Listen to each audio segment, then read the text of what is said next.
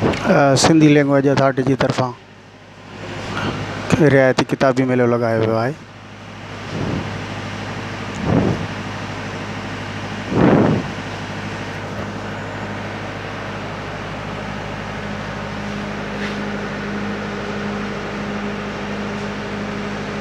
ही तमामु सुठो क़दम आहे जेकॾहिं सभई दोस्त ही क़दम खणंदा जेके किताबनि वारा आहिनि।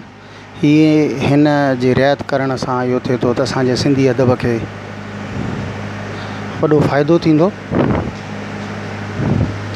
सिंधी अदब खे फ़ाइदो थींदो ऐं वधि खां वधि जेको आहे सो किताब जेके आहिनि वधि खां वधि किताब असांजे दोस्तनि ताईं पहुचंदा। ही दोस्त अची रहिया आहिनि मेले जे लाइ ॾिसण जे लाइ। सिंधी अदबी बोर्ड जे तरफ़ सिंधी लैंग्वेज अथॉरिटी जी तरफ़ां रिआयती सेल किताब मेलो लॻायो वियो आहे। ही दोस्त आया आहिनि। हिन में मुख़्तलिफ़ इदारनि जा किताब आहिनि। मुख़्तलिफ़ इदारनि जा किताब लॻाया विया आहिनि जेके दोस्त ही ॾिसी रहिया आहिनि। ही तव्हां पाण ॾिसी सघो था। सिंधी लैंग्वेज अथॉरिटी जी तरफ़ां ही पैकेजिस आहे।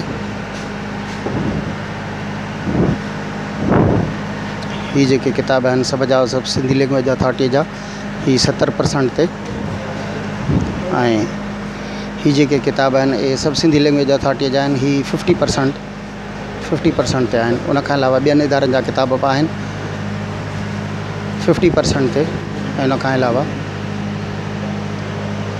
मुख़्तलिफ़ आहे। ही वरी ॿाराणे अदब जो कार्नर आहे मुख़्तलिफ़ शयूं। ही आहे 60% ते। दोस्तनि खे गुज़ारिश आहे जुमे ताईं ही मेलो हलंदो किताबी मेलो। दोस्तनि खे गुज़ारिश आहे त वधि में वधि शरीक थी करे इहो कनि ऐं वधि में वधि मेले में शरीक थियण जी किताब हासिलु कनि। मां आहियां मुजाहिद महड़ ऐं मां ॾिसी रहिया यूट्यूब चैनल महड़ मुजाहिद। ही ॾाढी ख़ुशी थी आहे।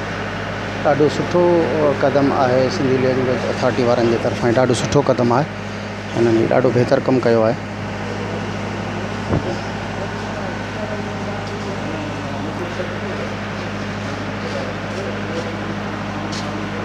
ॾाढो बहितरीनु क़दम आहे ही जेको आहे छा चवंदा आहिनि त सिंधी लैंग्वेज अथॉरिटी जी तरफ़ां जिन ही किताबी मेलो लॻायो आहे। मूंखे उमेदु आहे त असांजा दोस्त घणे खां घणो हिन मां फ़ाइदो वठंदा। हिन सां गॾोगॾु ही जेको प्रोग्राम रखियो वियो आहे ही आहे हिन में सिंधी लैंग्वेज अथॉरिटी जे डॉक्टर नबी बख़्श हाल में।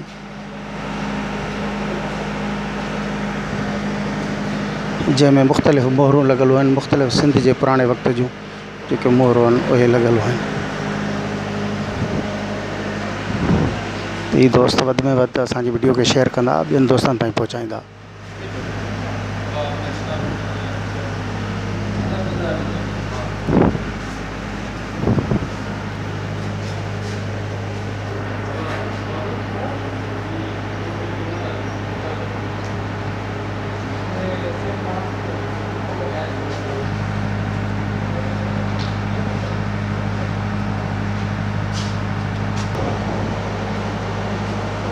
बैरूनी जी किताब में क़दीम सिंध जे धारा लफ़्ज़नि जी अमला।